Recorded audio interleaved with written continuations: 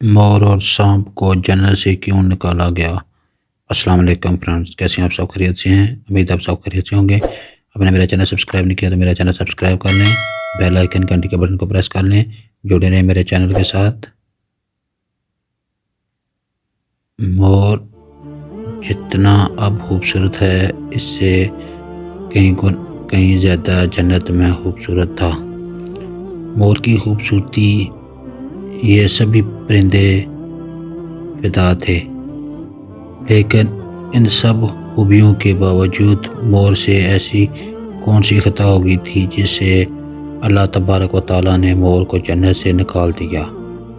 اللہ تبارک و تعالیٰ نے جب حضرت آدم علیہ السلام اور اماں حوا کو پیدا فرمایا، اس کے بعد ان کو جنت میں بھیج دیا۔ وہ دونوں جنت میں بہت ہی پرسکون رہتے تھے، بہت ہی لذیذ میوے پھل کھایا کرتے تھے، لیکن ایک اناج جس کو کھانے سے اللہ نے انہیں منع فرمایا، اور وہ اناج گندم تھا۔ چونکہ شیطان حضرت آدم علیہ السلام کی وجہ سے ہی جنت سے نکالا جا چکا تھا، اسی وجہ سے شیطان کی حضرت آدم علیہ السلام سے دشمنی ہو گئی تھی۔ شیطان یہ چاہتا تھا کہ وہ کسی بھی طرح حضرت آدم علیہ السلام کو جنت سے نکال دے، اور ساتھ میں اماں حوا کو بھی جنت سے نکال دے۔ جب شیطان کو یہ خبر ہوئی کہ حضرت آدم علیہ السلام کو تمام میوے کھانے کی اجازت ہے لیکن گندم کھانے کی اجازت نہیں، تو شیطان انتقام کی آگ دل میں لیے جنت کے دروازے کے پاس بیٹھ گیا، اور 300 سال تک وہاں پر بیٹھا رہا کہ کوئی جنت کے دروازے سے باہر آئے اور شیطان اس سے بات کر سکے۔ ایک دن اچانک سے مور جنت سے باہر آ گیا۔ شیطان اس کو دیکھتے ہی بہت خوش ہو گیا۔ شیطان نے پوچھا، اے خوبصورت پرندے، تم کون ہو؟ مور بولا، میں مور ہوں، اب تم اپنا تعارف کرواؤ۔ شیطان نے جواب دیا کہ میں عالم فروبیہ کا ایک فرشتہ ہوں، میں اللہ پاک کی عبادت سے ایک پل بھی غافل نہیں ہوں، میں چاہتا ہوں کہ میں جنت میں جاؤں، وہاں کی نعمتوں کا اپنی آنکھوں سے مشاہدہ کروں۔ شیطان مور سے کہنے لگا کہ تم مجھے جنت کے اندر لے جاؤ، میں تمہیں 3 ایسی باتیں بتاؤں گا جس سے تمہیں ابدی زندگی حاصل ہو جائے گی، تمہیں بڑھاپا اور بیماری نہیں آئے گی، تم ہمیشہ جنت میں ہی رہو گے۔ شیطان کی یہ بات سن کر لالچ میں آ کر مور نے کہا کہ مجھ میں تو اتنی طاقت نہیں ہے کہ میں تمہیں جنت کے اندر لے جاؤں، لیکن ایک سانپ میرا دوست ہے، وہ شاید تمہاری مدد کر سکے۔ یہ کہہ کر مور سانپ کے پاس آیا، اس کو ساری بات بتائی۔ سانپ بھی شیطان کی باتوں سے بہت خوش ہو گیا، پھر شیطان کو اپنے منہ میں چھپا کر جنت میں داخل ہو گیا، اور یوں شیطان اپنی چال میں کامیاب ہو گیا۔ جنت کے تمام نگہبانوں کو یہ معلوم تھا کہ شیطان یہ چال چل رہا ہے اور جنت میں داخل ہو چکا ہے۔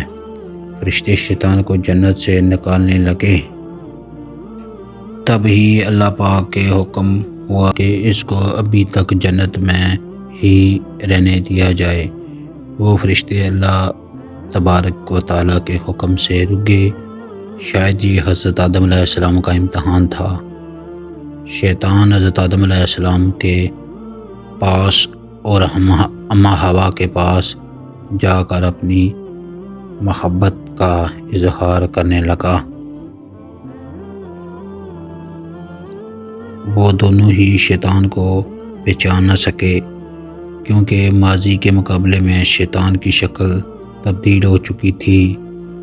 شیطان کہنے لگا کہ میں چاہتا ہوں کہ آپ دونوں ہمیشہ جنت میں اس طرح زندگی گزاریں، ہمیشہ خوش رہیں۔ حضرت آدم علیہ السلام کی بات بہت غور سے سننے لگے۔ شیطان نے کہا، اگر آپ میری بات مان جائیں تو آپ کو جنت کی اور بھی تمام سہولتیں ملیں گی۔ حضرت آدم علیہ السلام شیطان کے بہکاوے میں آ کر کہنے لگے کہ یہ کس طرح ممکن ہے۔ شیطان کہنے لگا، ایک گندم کا دانہ ہے، اگر آپ دونوں چکھ لیں تو آپ کو ابدی حیا حاصل ہو جائے گی اور آپ جنت میں ہی رہیں گے۔ یہ بات سن کر حضرت آدم علیہ السلام کے دل میں رجحان پیدا ہوا، لیکن ان کے دل میں اللہ کی نافرمانی کا خوف غالب آ گیا۔ جبکہ اماں حوا شیطان کی باتوں میں آ گئی، جس پر اماں حوا نے حضرت آدم علیہ السلام کو راضی کر لیا۔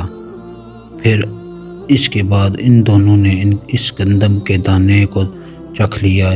جیسے ہی گندم کا دانہ ان کے اندر گیا تو دونوں کے ستر واضح ہو گئے، جس کے بعد دونوں اپنے اپنے ستر چھپانے لگے اور خدا سے کانپنے لگے۔ اس دوران اللہ تبارک و تعالیٰ نے فرشتوں کو یہ حکم دیا کہ حضرت آدم علیہ السلام اور اماں حوا دونوں کو زمین پر اتار دو۔ حضرت آدم علیہ السلام کو سری لنکا کے قریب نیچے زمین پہ بھیج دیا، جبکہ اماں حوا کو جدہ کی سرزمین پر اتارا گیا۔ جن خوبصورت پیروں سے چل کے مور شیطان کو جنت کے اندر لے کر آیا تھا، وہی خوبصورت پاؤں اللہ نے مور سے لے لیے۔ سانپ جو اپنے منہ میں شیطان کو چھپا کر لایا تھا، اس کے منہ کی خوبصورت خوشبو کو چھین کر اس میں زہر ڈال دیا گیا۔ پھر مور کے ساتھ ساتھ سانپ کو بھی جنت سے نکال دیا گیا۔ اور فرینڈز، میری ویڈیو کیسی لگی؟ میرے چینل کو سبسکرائب کر بیل آئیکن کو پریس کریں۔ اوکے، اللہ حافظ، السلام علیکم۔